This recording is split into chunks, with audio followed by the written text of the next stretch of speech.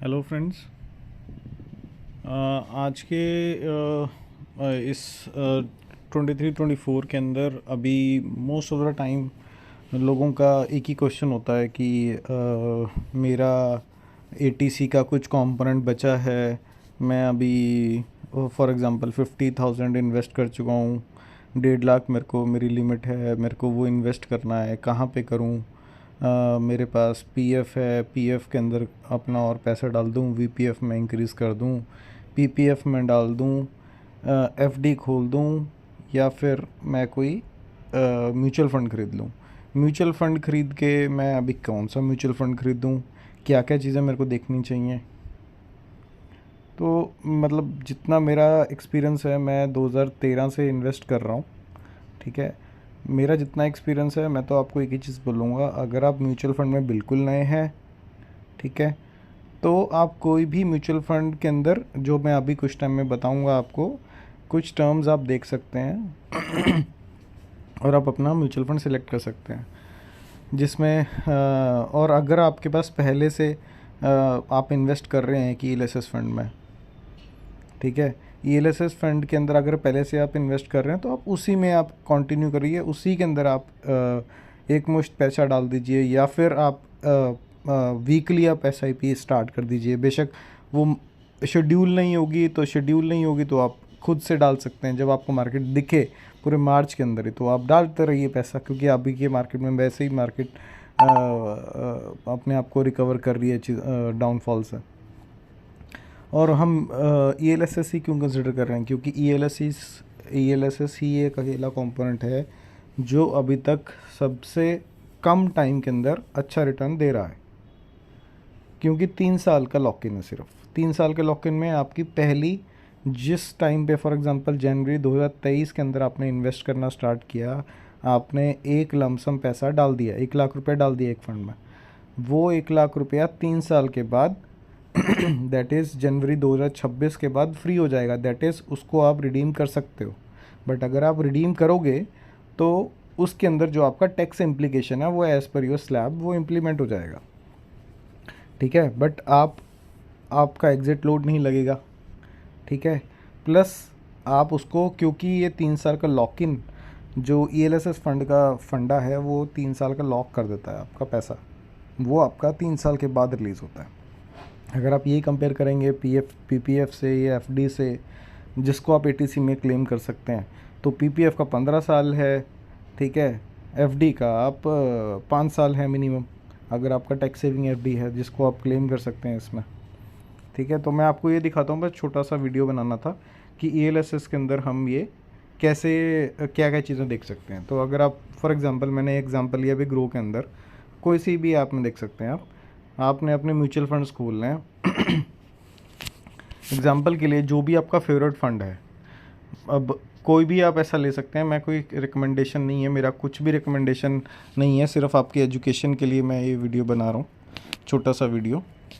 तो इसके अंदर आप सबसे पहले एक ही चीज़ देखिए, कोई भी फ़ंड खोल लीजिए, फॉर एग्ज़ाम्पल यहाँ पे पहले अपने फ़िल्टर लगाना है।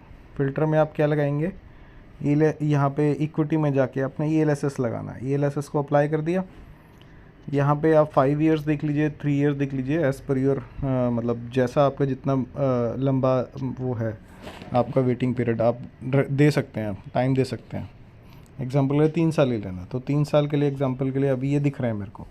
अब मैंने फॉर एग्ज़ाम्पल मैंने ले लिया, आज के टाइम पे सभी क्वांट में डाल रहे हैं, तो क्वांट के अंदर ही हम देखते हैं कि क्वांट का क्या स्ट्रेटजी है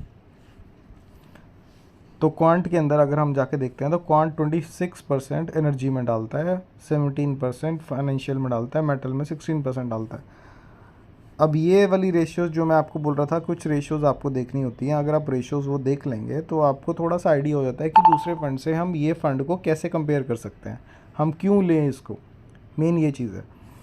आप यहाँ पे देखिए एनर्जी, जो कि एनर्जी आज के टाइम पे एनर्जी ही आगे चल रही है, क्योंकि हम सोलर पे जा रहे हैं, हम ग्रीन एनर्जी की तरफ जा रहे हैं, ठीक है।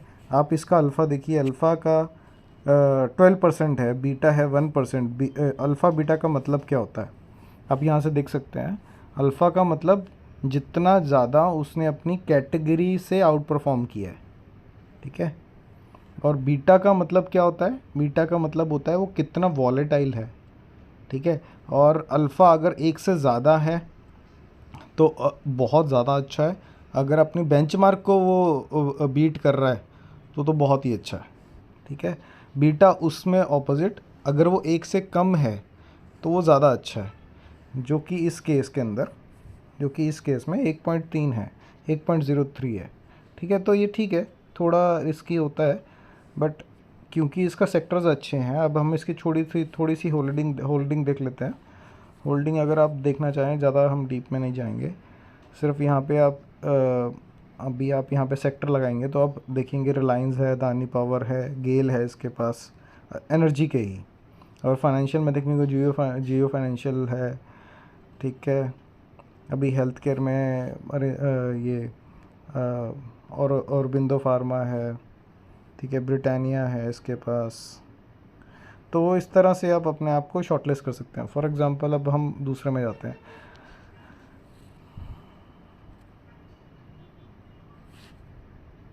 अब हम एक एग्जांपल के लिए हम ये ले लेते हैं, एक पराग पारिक ले लेते हैं। पराग पारिक के अंदर देखेंगे तो आप यही अल्फ़ा यहाँ पे 8 है, उसका 12 था, बट उसका बीटा था 1.03, इसका बीटा है 0.65। दैट मीन्स इसका वॉलेटिलिटी भी कम है, बट उसका सेक्टर देखिए, उसका सेक्टर एनर्जी था पहला, इसका सेक्टर है फाइनेंशियल, उसके बाद technology, then energy, then automobile, ठीक है। तो अगर हम इसके अंदर देखेंगे, इसके बैंक्स कौन सा, बैंक या फाइनेंशियल इंस्टीट्यूट्स कौन से हैं? HDFC है इसके पास बजाज होल्डिंग है, कोल इंडिया है, पावर ग्रिड है, देन मारुति सुजुकी है, देन HCL आ गया। तो इस तरह से आप उसको सेक्टर को देख सकते हैं कि आपके माइंड में आज के टाइम पे आप पेपर पढ़ते हैं, आप न्यूज़ देखते हैं, ठीक है। अब हम एक SBI भी देख लेते हैं, 3 फंड देख लेते हैं, उसके बाद मैं आपको एक जस्ट अपना एक ओवरव्यू सा आपको देना चाहता था, ठीक है। अब वहाँ पे देखेंगे तो पराग पारिक का 8 था, क्वांट टैक्स सेवर का आपका 12 था, ठीक है। अब यहाँ पे देख रहे हैं आप SBI के अंदर, SBI वाले में 7.29 है, बट इसका बीटा भी 0.95 है। बीटा था सबसे ज़्यादा उसका क्वांट टैक्स सेवर का, देन उसके बाद SBI टैक्स सेविंग का, देन उसके बाद इसका पराग पारिक का 0.65, ठीक है। बट मेन ये देखना है कि आपको बीटा अच्छा मिले और आपकी अल्फ़ा आपको अच्छा मिले, ताकि अल्फ़ा इज़ नथिंग बट कितना वो अपने बेंचमार्क को आउट परफॉर्म कर रहा है, कितना वो अच्छा परफॉर्म कर सकता है जब ख़राब मार्केट हो। और बीटा उसका ऑपोजिट है, बीटा मतलब कि कितना वो गिर सकता है एज़ कम्पेयर टू बेंचमार्क, ठीक है। जब ख़राब टाइम आएगा तो उसका कितना ख़राब टाइम आ सकता है, मेन ये होता है देखने का। ये 3 चीज़ें हैं जो आप मेन फोकस कर सकते हैं।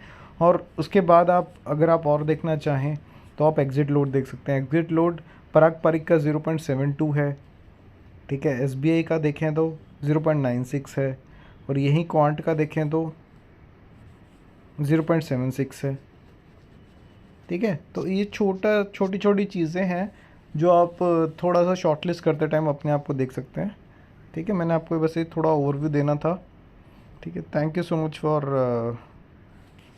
For giving your time. Thank you so much.